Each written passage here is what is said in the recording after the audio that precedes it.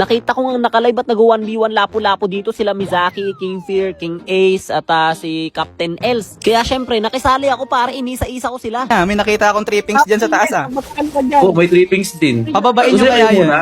Laban sila ni Captain. Ito ba, Tapos yung una ko nakalaban dito pare si Captain Els. Pero alam nyo bang naglaban na kami ni Captain Els way back 2023 pa pare. Hindi pa ako F11 nun pare. Tapos sobrang halimo maglapu-lapu dito ni Captain Els. Tingnan mo naman binubugbog niya ako ng ganun. Sobrang halimo niyan maglapu-lapu dati bago pa siyang maging top global ng sarili niyang mundo. Tapos may original build pa pala ako dati. Hindi ko alam to gamitin ko nga ulit to sa mga 1v1. Tingnan ko kung effective pa rin tong item na to. Tapos ang pagkakaalala ko panalo ako dati pero nung pinanood ko na ulit yung laban namin panalo lang pala ako sa score pare kasi hindi niya na ako pinag-dip. Pinabol niya na ako ng ganun tapos napatay ko yata siya netong late game.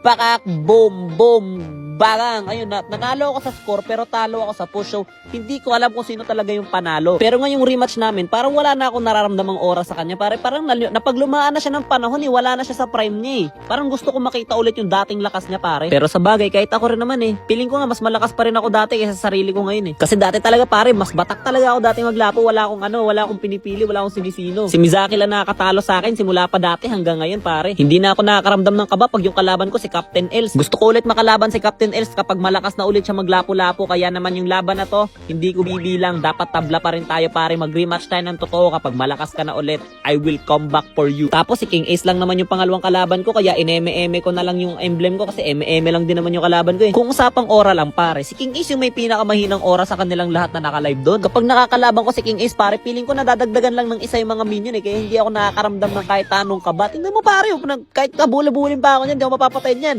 First kill, pakak, passive, second, pakak, washing.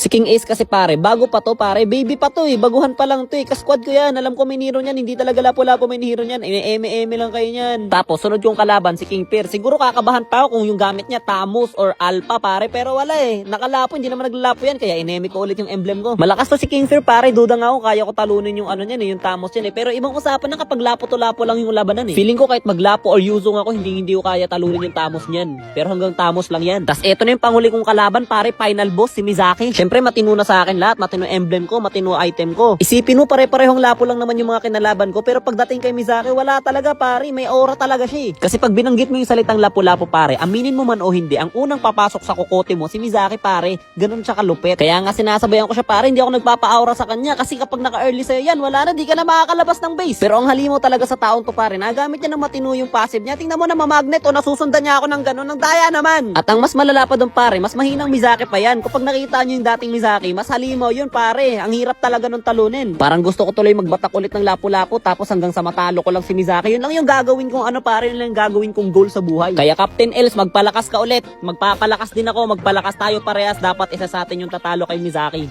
Pero maglaban pa rin tayong dalawa, boy. Bumawi ka sa akin. Mizaki, support.